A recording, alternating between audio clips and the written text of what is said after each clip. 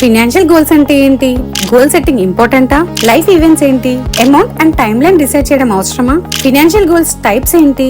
Hello friends, ఈ mutual fund series లో ఈ వీడియోలో మనం డిస్కస్ చేయబోయే టాపిక్ ఏంటి అంటే ఫినాన్షియల్ గోల్స్ అంటే ఏంటి. ఓకే, మన లైఫ్ లో చాలా గోల్స్ ఉంటాయి. ఎగ్జాంపుల్స్ కి చైల్డ్ ఎడ్యుకేషన్, హౌస్ కొనడం, రిటైర్మెంట్ తర్వాత కంఫర్టబుల్ లైఫ్ లీడ్ చేయడం ఎక్సెట్రా. ఈ ఎగ్జాంపుల్స్ లో మనీ అని డైరెక్ట్ గా మనం ఎక్కడ మెన్షన్ చేయకపోయినా మనకి క్లియర్ గా తెలుస్తుంది మనీ డెఫినెట్ గా అవసరం ఉంటుంది అని. ఎగ్జాంపుల్ కి చూడండి, షాలినికి ఎడ్యుకేషన్ కోసం మనీ కావాలి, సురేందర్ సింగ్ కి ఓన్ హౌస్ కొనడానికి మనీ కావాలి, రవీంద్ర మరియు మిస్టర్ ది సౌజాకి రిటైర్మెంట్ తర్వాత లైఫ్ మేనేజ్ చేయడానికి మనీ కావాలి. సో వీళ్ళందరిలో కామన్ పాయింట్ ఏంటి? మనీ.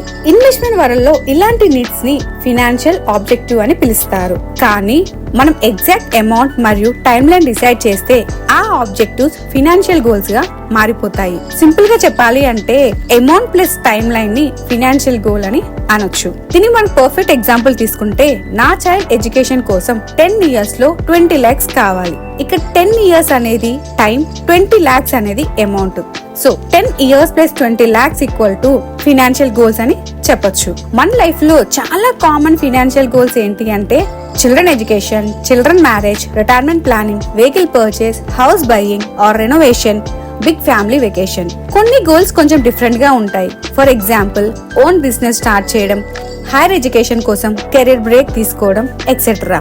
ఈ ఇన్వెస్ట్మెంట్ ప్లానింగ్ లో గోల్ సెట్టింగ్ అనేది చాలా ఇంపార్టెంట్. ఎందుకు అంటే మన ఇన్కమ్ రెగ్యులర్ గా వస్తుంది. ఫర్ ఎగ్జాంపుల్, సాలరీ నుంచి కావచ్చు, బిజినెస్ ఇన్కమ్ కావచ్చు, ప్రొఫెషనల్ ఇన్కమ్ కావచ్చు, ఎక్కడి నుంచి అయినా కావచ్చు. కానీ కొన్ని గోల్స్ కి ఒక పెద్ద అమౌంట్ ఒకేసారి కావాలి. ఆ చిల్డ్రన్ ఎడ్యుకేషన్ కైనా, హౌస్ పర్చేస్ కైనా, రిటైర్మెంట్ కైనా, దేనికైనా సరే ఆ టైం కి సాలరీ మాత్రమే సరిపోకపోవచ్చు. కాబట్టి మనం ముందు నుంచి ఇన్వెస్ట్ చేసి మనీ బిల్డ్ చేయాలి.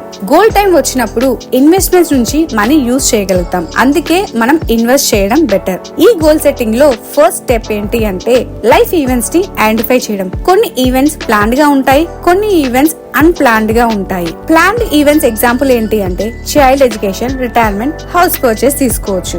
కానీ కొన్ని ఈవెంట్స్ అన్ఎక్స్పెక్టెడ్ గా జరుగుతాయి. Example, hospitalization, accident, death of the family member, fire or theft. ఇలాంటి సిచ్యువేషన్ కోసం మనం ఎమర్జెన్సీ ఫండ్ క్రియేట్ చేయాలి, ఇన్సూరెన్స్ పాలసీస్ తీసుకోవాలి.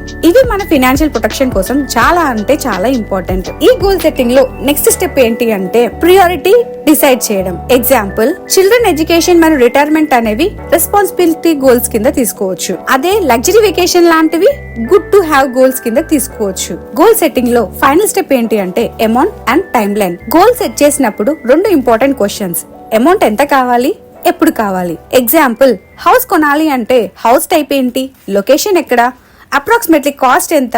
ఇవి డిసైడ్ చేశాక టైమ్ లైన్ డిసైడ్ చేయాలి.